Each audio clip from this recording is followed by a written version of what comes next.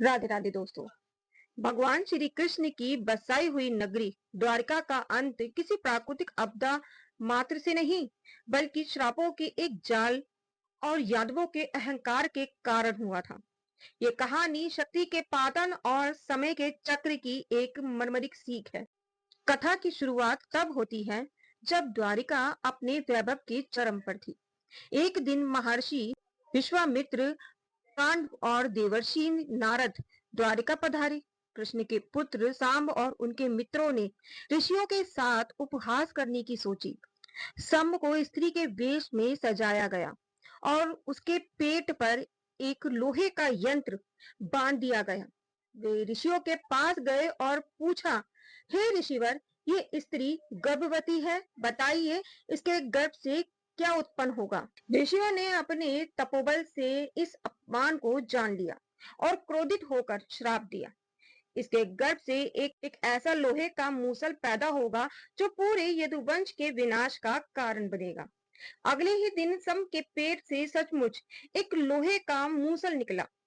यादव भयभीत हो गए। राजा उग्रसेन ने आदेश दिया कि इस मूसल को पीस कर उसका चूर्ण समुद्र में फेंक दिया जाए। यादव ने ऐसा ही किया, लेकिन उसका एक छोटा सा टुकड़ा रह गया, जिसे एक मछली निगल गई। बाकी चूर्ण समुद्र के किनारे लोहे के साथ जमा हो गया और वहां एराक नाम की लंबी और धारदार घास उग गई। महाभारत युद्ध के अंत में जब गांधारी ने अपने 100 पुत्रों के शव देखे, तो उन्होंने श्री कृष्ण को इसका उत्तरदायी माना।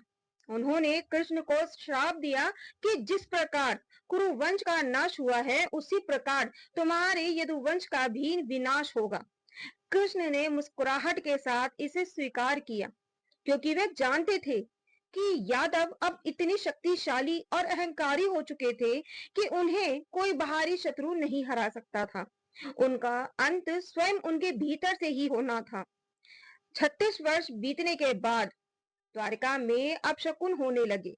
कृष्ण ने सभी यादवों को तीर्थ यात्रा पर प्रभास क्षेत्र, वर्तमान सोमनाथ के पास जाने का आदेश दिया। वहां यादवों ने मदिरा पान किया और नशे में एक दूसरे का अपमान करने लगे। पुरानी शत्रुताओं को लेकर विवाद इतना बढ़ गया कि उन्होंने समुद्र किनारे लगी वही एर का घास उखाड़ ली। ऋषियों के श्राप के कारण वो घास लोहे के मूसल की तरह कठोर और घातक बन गई थी। यादवों ने उसी घास से एक दूसरे पर प्रहार किया और देखते ही देखते पूरा यदुवंश आपस में लड़कर समाप्त हो गया। श्री कृष्ण और बलराम के देखते ही देखते उनके पुत्र और पौत्र सभी काल के गाल में समा गए। बलराम ने योग के माध्यम से देह त्याग दिया। श्री कृष्ण एक पीपल के पेड़ के नीचे विश्राम कर रहे थे, तभी जारा नामक एक शिकारी, जो पूर्व जन्म में बाली था, कृष्ण के पैर को हिरण की आंख समझकर विषैला तीर मार दिया। ये वही तीर था जिसकी नोक उस मछली के पेट से निकले मूसल के लोहे के टुकड़ों से बनी थी। कृष्ण के बैकुंठ प्रस्थान करते ही अर्जुन द्वारिका पहुंचे। उन्होंने बचे हुए वृद्धों, स्त्रियों और बच्चों को वहां से निकाला।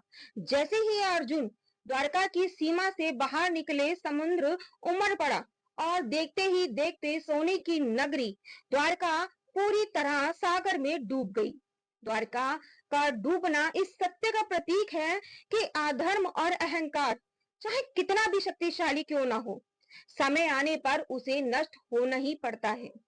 राधे राधे।